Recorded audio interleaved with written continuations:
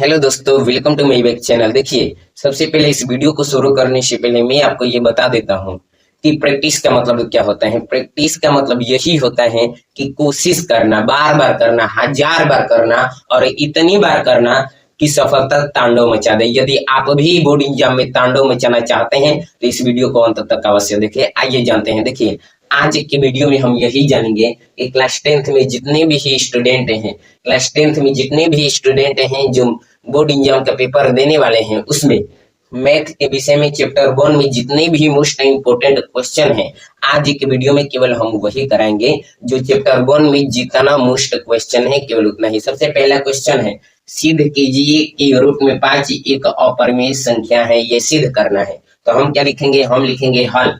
यहाँ पे लिखेंगे हल। जब हल लिखेंगे तो यहाँ पे अब हम हल करेंगे अपने मन से। कैसे?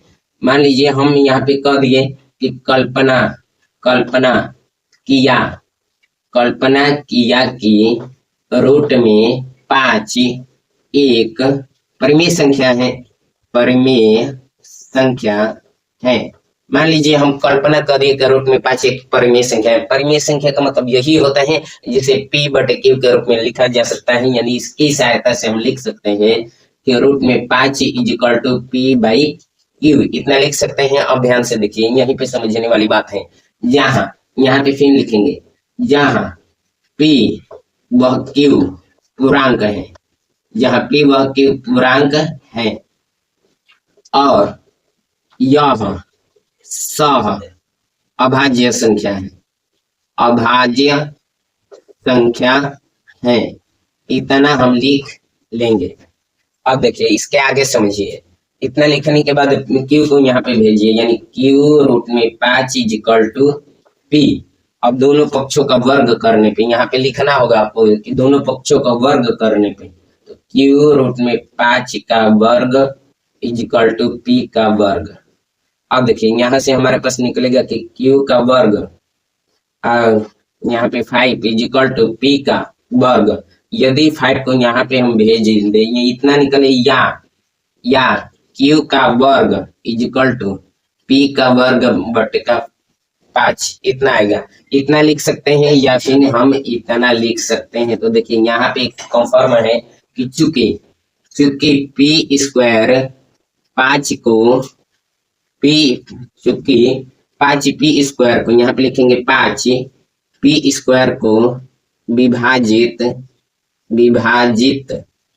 करता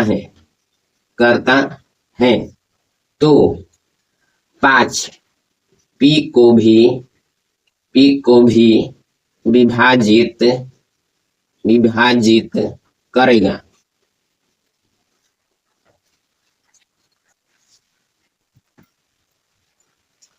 अब देखिए, इतना हो गया। जब इतना हो गया तो इसके आगे हम यही लिखेंगे कि मान लीजिए p इजिकल टू 5k, जहां k नियतांक है,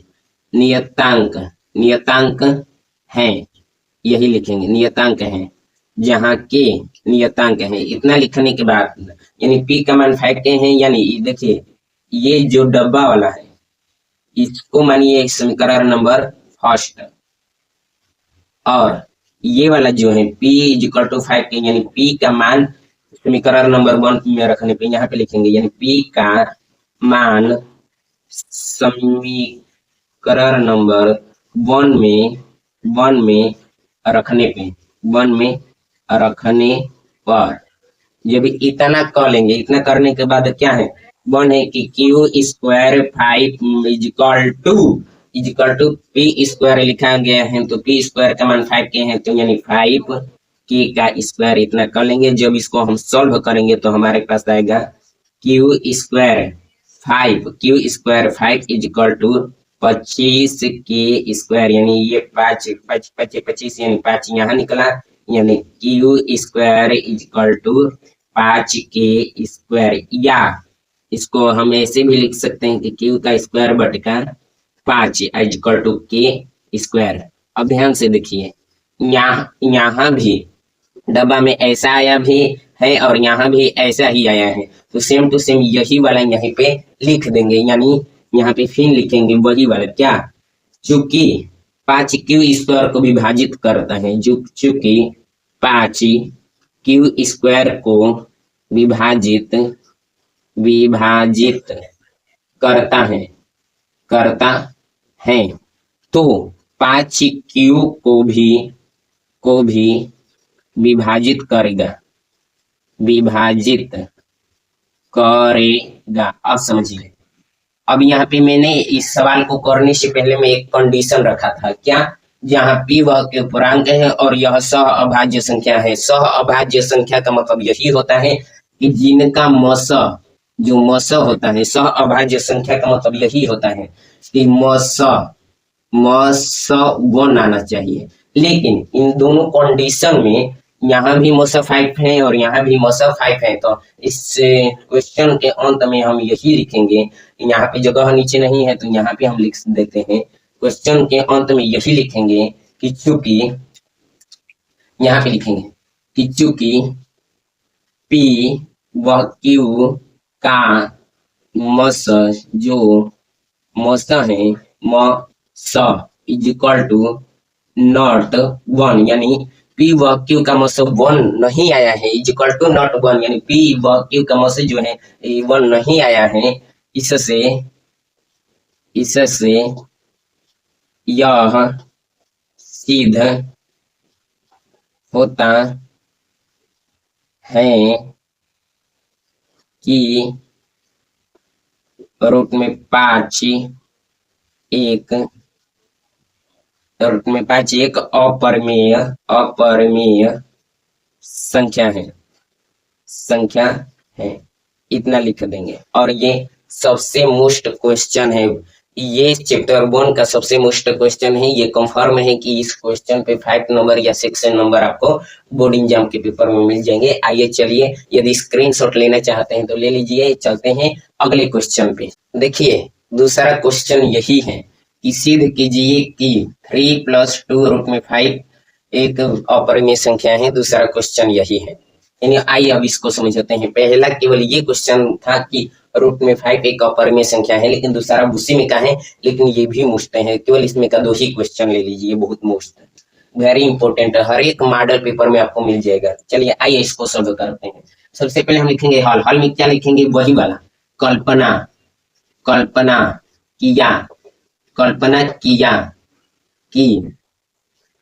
किया कि 3 + 2 √5 एक परिमेय संख्या है।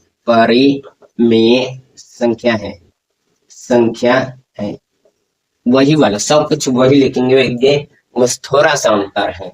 अब समझिए, इसके माध्यम से हमारे पास आएगा 3 + 2 √5 इज इक्वल टू P/Q। अब कहाँ से ये आया? ये आया परिमेय संख्या से, क्योंकि हम जानते हैं कि परिमेय संख्या किसे कहते हैं, जिसे P/Q के रूप में लिखा जा सकता है। और जहां P व Q पूर्णांक है, आप लिख सकते हैं यहाँ पे, जहां P व Q पूर्णांक है, जहां P व Q पूर्णांक है, इतना लिख सकते हैं। और इसको ऐसे डब्बा में आप कर सकते हैं ताकि अच्छा हो जाए। आप समझिए, इसको छोड़ के सभी आपको उठा के उधर फेंक देना है। कैसे? इधर 3 प्लस में है, उधर जाएगा तो माइनस में, यानी 5 इज इक्वल टू P/Q - 3। अब समझिए, ये है यहाँ पे गोरा में है, ये है यहाँ पे गोरा में, इधर आएगा तो भागा में चला जाएगा, यानी √5 इज इक्वल टू P/Q - 3/2, यानी इतना आया हमारे पास। ध्यान रखिएगा, एक इतना आया और दूसरा इतना आया। तो अब यहीं से ये सवाल हल हो गया, ये इतना ही छोटा है। अब यहीं से जो लिखना होगा नीचे, हम समझाने के लिए लिखेंगे। क्या लिखेंगे? देखिए, चूंकि लिखेंगे, चूंकि रूट में 5, ये मत लिखिए, चूंकि इसको लिखिए पहले, P/Q - 3/2 इतना एक परिमेय संख्या है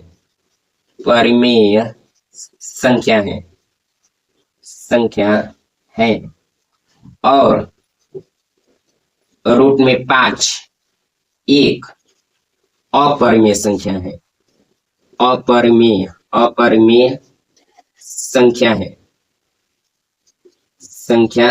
है।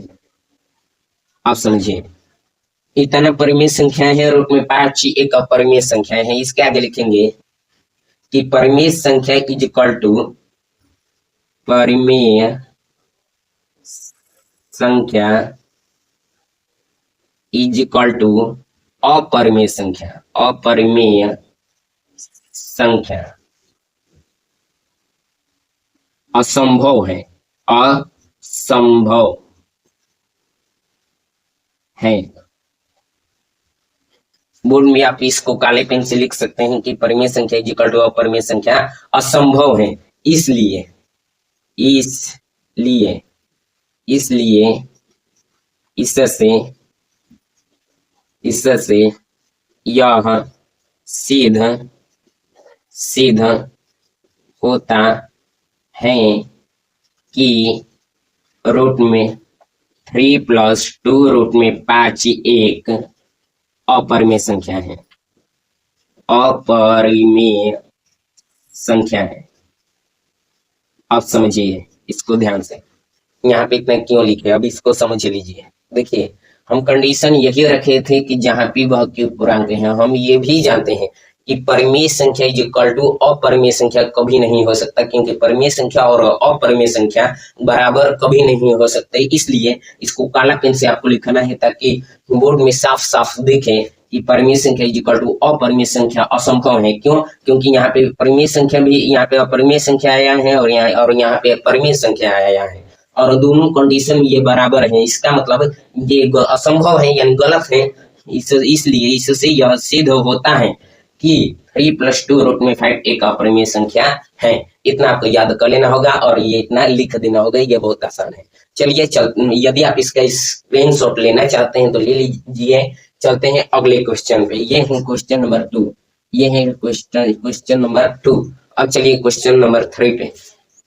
देखिए, क्वेश्चन नंबर 3 ये दिया है कि यदि 26 और 156 का लसाअ 156 है तो मौसे का मान ज्ञात कीजिए। ये सवाल एक ऐसा है जो बहुविकल्पी में भी पूछता है, और ये नहीं है कि यही सवाल पूछेगा, सवाल का टॉपिक चेंज करेगा लेकिन फार्मूला वही होगा। अब ध्यान से समझिए।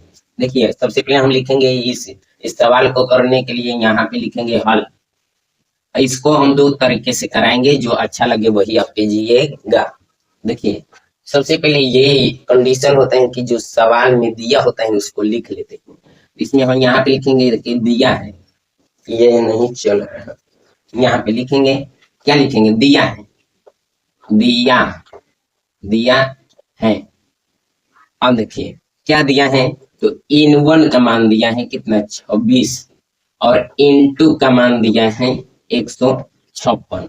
n1 का मान 26, n2 का मान 156 दिया है, और एलसीएम दिया है 156। यहाँ पे देखिए एलसीएम मींस लसा होता है, यानी इसका मान दिया है 156।